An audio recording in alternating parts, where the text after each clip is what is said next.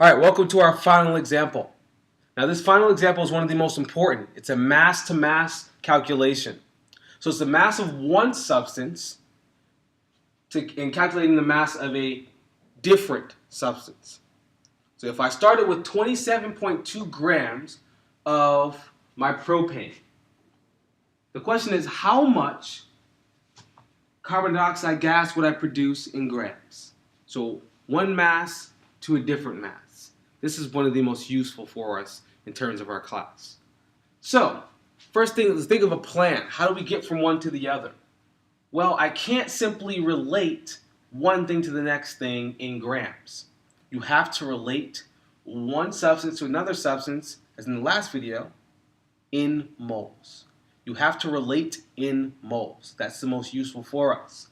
So I have to take my grams of propane into moles of propane.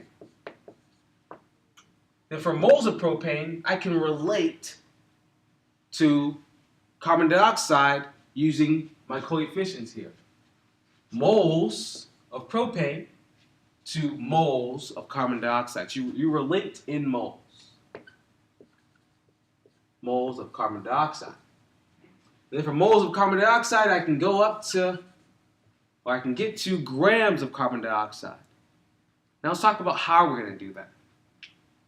So, I get from grams of propane to moles of propane using the molar mass of propane.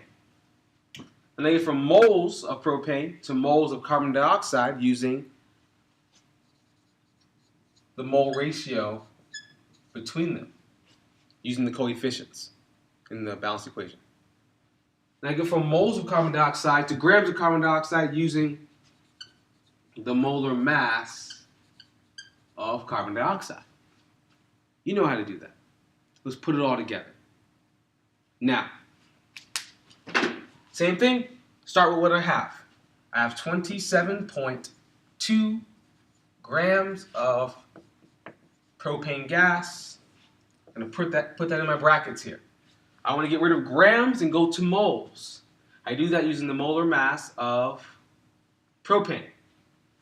Molar mass says that for every 1 mole of propane, I'll have, I think it's around 44.09562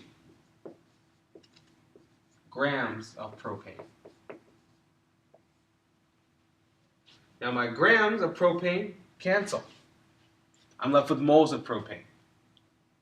That's what I wanted, but it's not my final stop. Thus, I keep on going to get to moles of carbon dioxide.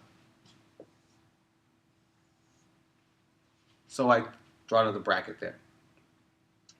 Now I have moles of propane. I want to go to moles of carbon dioxide. I do so through the mole ratio. So the first example that we did today is the exact same process here. So I want to get rid of moles of propane, so that goes in the bottom. And for my balanced equation, it's 1 mole of propane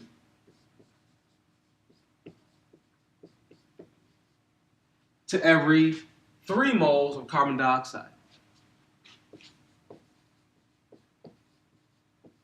My moles of propane cancel, and I'm left with moles of carbon dioxide. That's great, but I don't want to stop there at moles of carbon dioxide. I want grams of carbon dioxide, so I use the molar mass. So I extend my bracket further. I know that for every 1 mole of carbon dioxide, this goes here on the bottom because I want moles of carbon dioxide to cancel, I'll have my molar mass of carbon dioxide, which I get from the periodic table, which is 44.0095.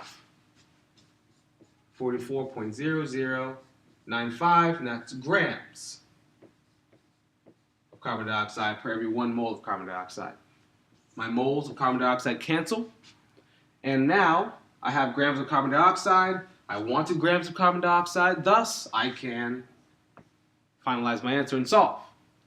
So I have 27.2 times 1 times 3 times 44.0095 grams of carbon dioxide divided by what's in the denominator, which is 44.09562, and 1 and 1. Now, I plug that into your calculator, and you will get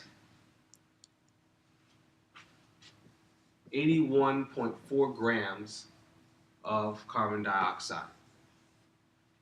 So, realistically, if I started out with 27.2 grams of propane and I combusted it in oxygen, I would get 81.4 grams of carbon dioxide.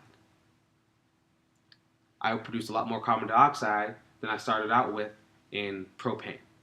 So that is an sample calculation of stoichiometry. This is how it really becomes useful for us to predict what we're going to produce before we actually go into the laboratory and do it.